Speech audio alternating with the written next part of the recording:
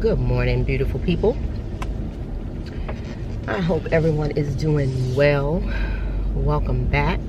So glad you decided to click on this video. As you can see from the title, today what I want to talk about is how to make food taste good when you're on a vegan plant-based diet. More importantly, how to make food delicious when you're on a vegan plant-based diet. Too often we think that because we're eating vegan or plant-based, food has to be bland, it has to taste bad. That's not true. You can actually have really good food on a vegan plant-based diet. So I want to talk to you about some keys to learn in order for you to make sure that your food is good. The first thing I'm going to talk about is substitutes.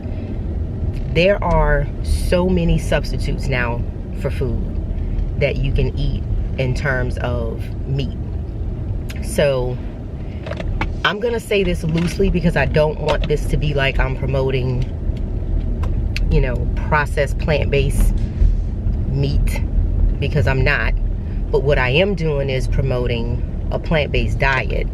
And when you're adjusting, not everyone can just completely rid themselves of the craving that they have for a particular food. Let's say sausage, smoked sausage, chicken, things like that. Not everyone can just let that go and be okay with it. So there are a lot of great vegan substitutes. I'm gonna link below the substitutes that I use. Now, I don't use these things often. This is not something that I eat every single day.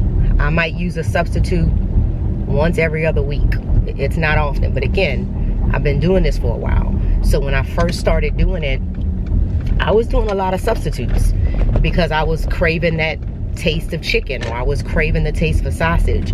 So don't feel bad if you have to use substitutes. So that's the first thing.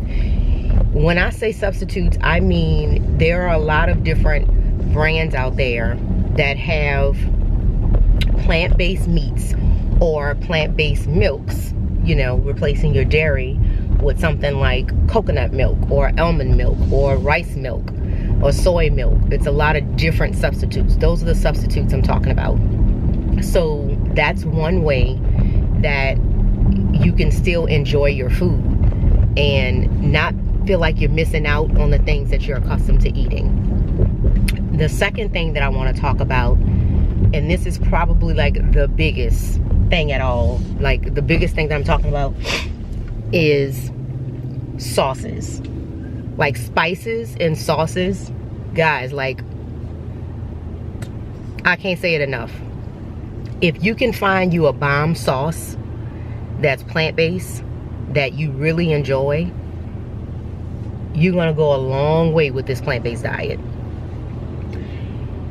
Food is not bland when you add sauces, and I don't mean just like mayonnaise or barbecue sauce. I mean like sauces. I made this one sauce a few years ago, and I'll try to show you. I think I have a video of when I made it, but it was with avocado. And I'm gonna tell you, avocado, it took a while for me to like avocado. That was not something that I instantly enjoyed.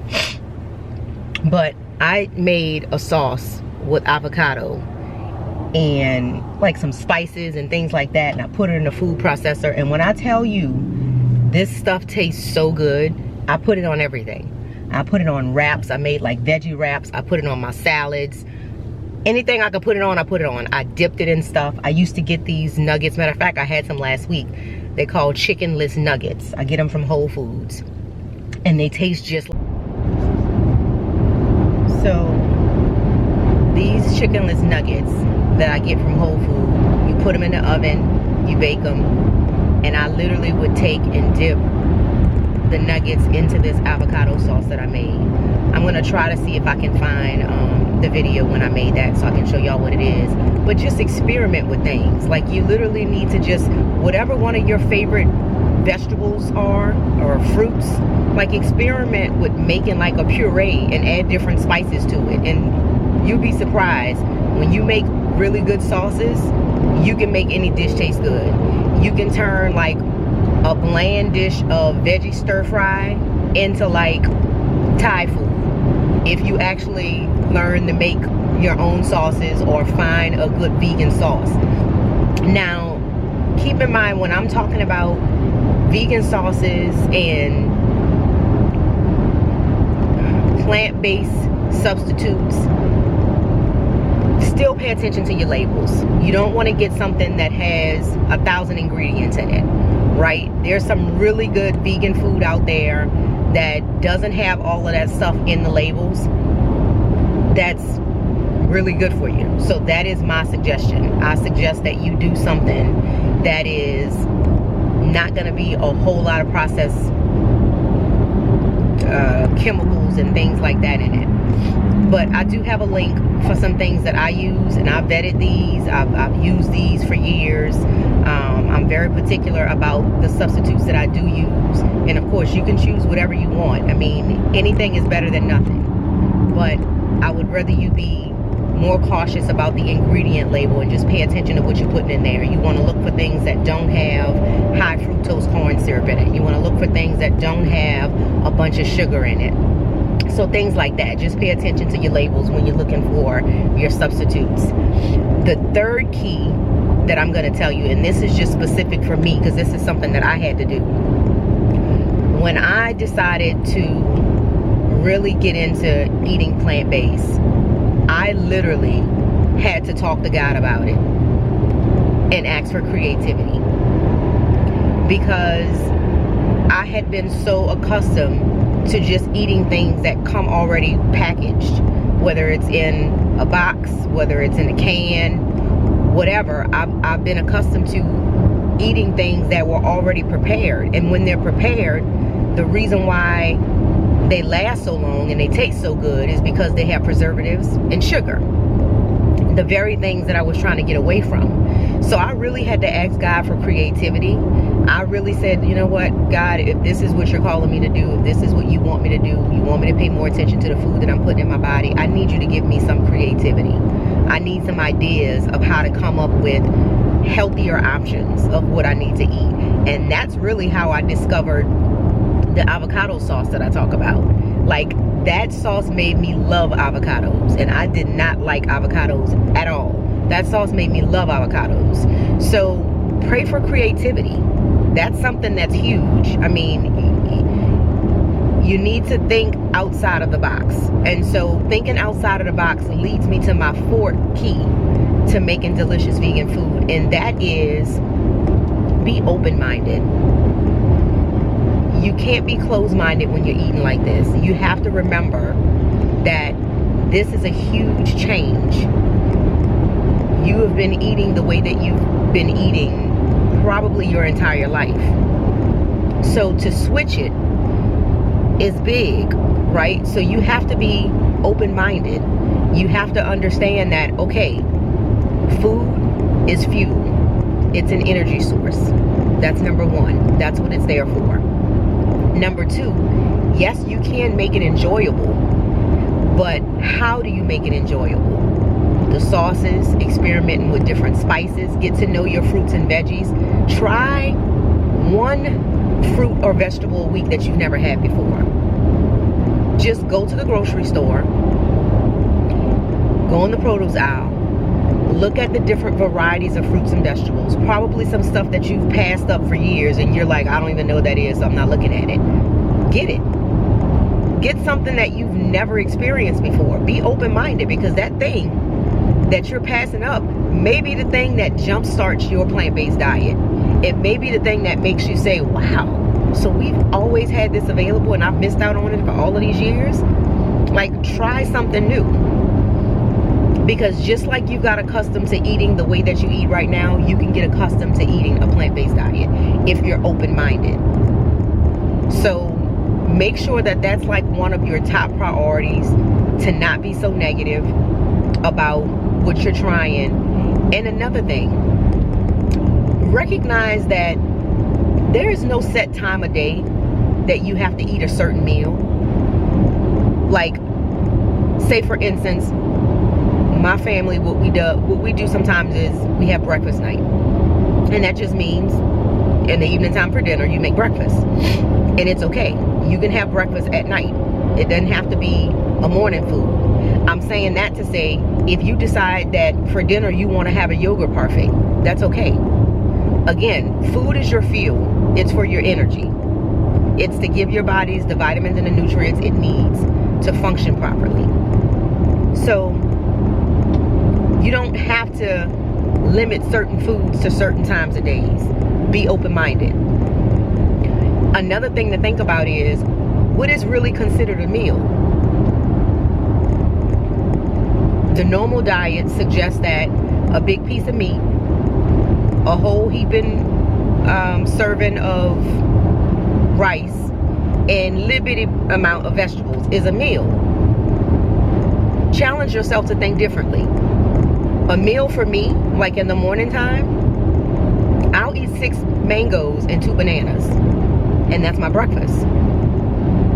And you know, I've had people say, how can you eat 6 mangoes at one time? 6? Are you serious? And 2 bananas? Yeah, like I'll have 8 to 10 servings of fruit for breakfast, and I'm satiated. And the reason why I can eat so many is because that's all I'm eating. That is literally all I'm eating. So that is a meal to me. A meal is whatever you are eating at that sitting. So it doesn't have to be certain things on the plate to make up a meal. You can mono meal. And I'll make a video about that. Somebody asked me about mono mealing a couple of weeks ago, and so I'll make a video about that. But in short, mono meal is where you basically just eat one thing for that sitting. So like what I used to do years ago, I used to have 5 bananas for breakfast, and that was my breakfast. That's a mono meal. It's basically what I ate for that meal was just bananas. It's easier for the digestive system. It's easier for your body to process it. Your body absorbs the nutrients and minerals quicker. So you can mono meal. So be open-minded to what an actual meal is and what you can eat. Don't think that just because all you had was fruit today that you didn't eat. You ate. That's what you ate, fruit. And that's real food. So I just wanted to give you guys those keys. I wanted to give you some inspiration and some hope for you not to feel discouraged if you're eating food that you don't like, or you feel like it just doesn't taste as good. You can make it taste good.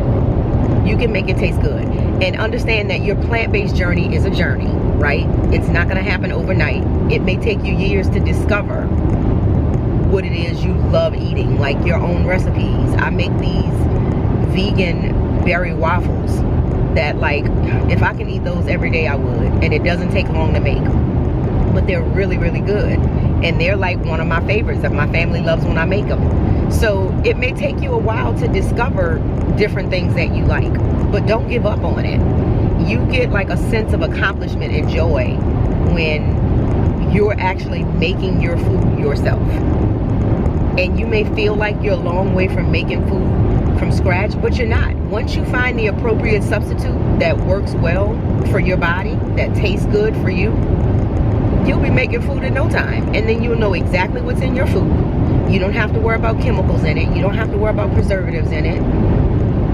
You'll feel much more good about your diet, you know, and you won't feel as bad about your diet. So just think about those keys. Be open-minded. Pray for creativity. Utilize your spices and your sauces, and find substitutes that work for you. Those things will definitely benefit your journey. So I hope you like this video. Don't forget to like and subscribe. If you have any questions, if you have any comments, please leave them in the comment box below. And again, I am going to link some of the substitutes that I use for milk, for cheese, and burgers. I have this really awesome burger that I make. I'll use substitutes for those things as well, so that you can just start experimenting with it. And hopefully you guys can find something from that list that you enjoy.